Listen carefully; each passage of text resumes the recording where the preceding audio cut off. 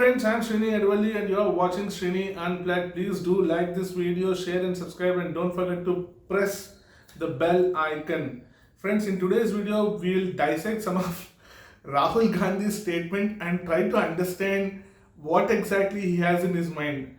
The reason is he recently made a statement and that was quite remarkable as far as I am concerned, okay? And I'll tell you the reasons why.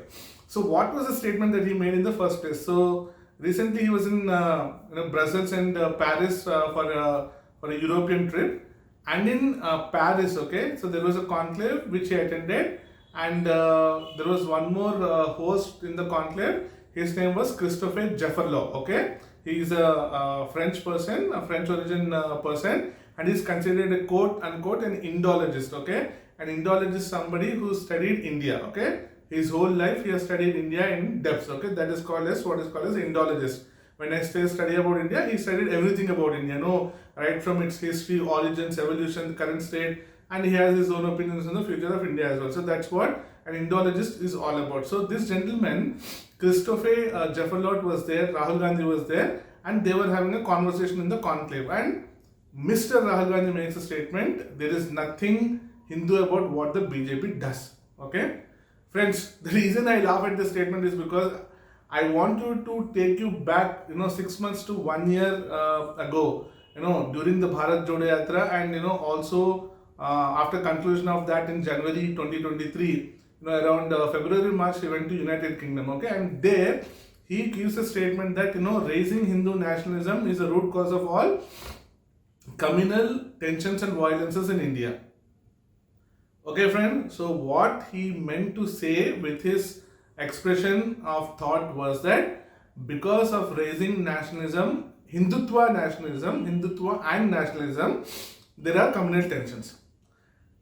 Friends, correlate the statement that he said just now and correlate the same with what he said 6 months back.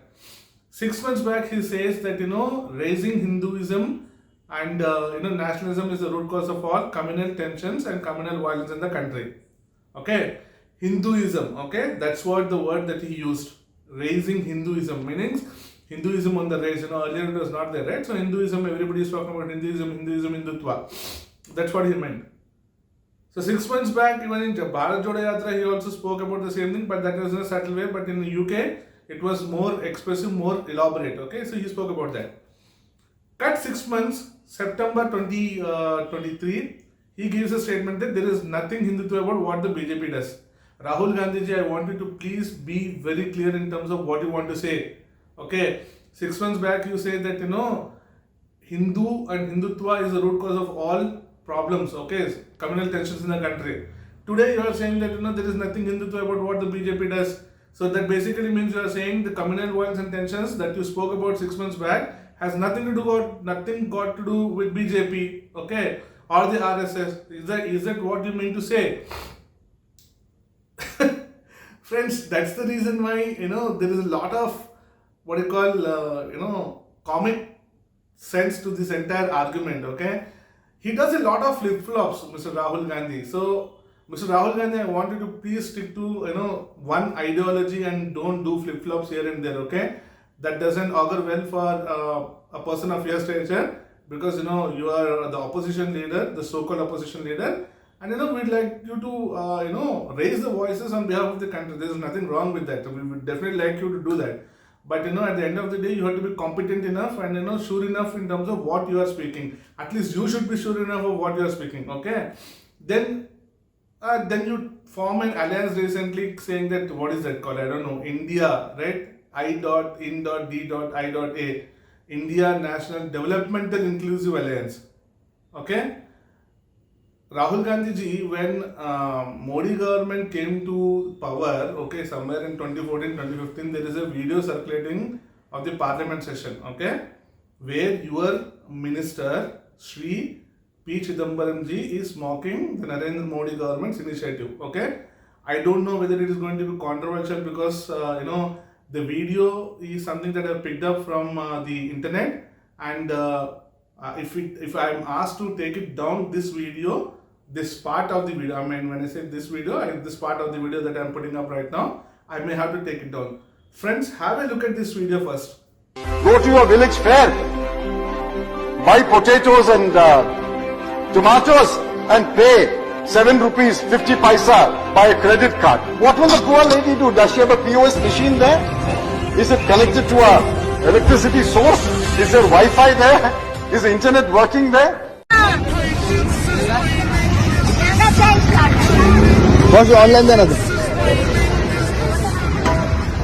Here is your minister, former finance minister, saying that will the ready wala, the chai wala, or the the tiffin center wala, have this facility where he can put the swiping machines and take the money on credit card, debit cards. This is what your finance minister said. Rahul Gandhi ji, the question is not what is it. The whole point is, what was he doing as the finance minister of the country for 10 years? When an initiative has been raised, you know what is happening in the country today. Recently, the German minister was there. He purchased potatoes on a UPI payment. Okay, click of a button, 2 clicks, and then shopping was done. This was achieved. So this was the idea. See, this didn't exist in the past, Mr. Rahul Gandhi ji. Okay, this didn't exist. When you talk about inclusive development, okay, development inclusive alliance. Okay, what development are you talking about? If your finance minister has paid attention, saying that okay, fine, this is what we need to do, this is how we need to do it, it may take a little bit of time, but let's give the country this benefit. He should have had that vision. That's the reason why we choose politicians. He didn't have the vision, and when somebody tried to do it, he mocked it. And you talk about, this what you call I.in.dia. That's very, very kind of comic actually. Developmental inclusiveness. What development inclusive are you talking about? And whose development are you talking about? Okay? India is on the world map today. Everybody is looking at India, Mr. Rahul Gandhi ji. Yes, I completely agree with you that there are problems in India. No doubts about that. There are issues in India, there are problems in India, and they'll continue to be there. Okay, and any problem will not get sorted out overnight. And if you look at mass scale issues, right? So they will not get sorted overnight. It will take time. But to say that we have problems, we have challenges, and the government and the RSS are basically are not addressing these challenges is false. Alright? Things are getting addressed. Things are getting addressed one step at a time, but sooner or later it will definitely be there. Okay? The other thing is that you want, and most frightening statement as far as I am concerned is restoration of Article 370. Rahul Gandhi ji, what is the reason? Why do you want to restore Article 370? You tell me first. As a citizen of the country, I want to ask you, why do you want to restore Article 370 in the first place? Now, Jammu and Kashmir is completely acknowledged and part of the country, Bharat. Okay, what specialty that Kashmir have that others don't have?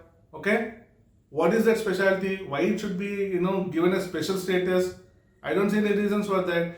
Yes, Kashmir has problem. The only problem in Kashmir, as I see after the abrogation of Article 370, is the drugs peddling. Okay, there is a lot of drug challenges.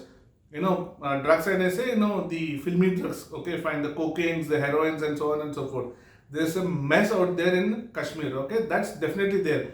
But slowly but steadily will address these problems as well, because the youth of Kashmir have realized the benefits of being a part of Indian Republic.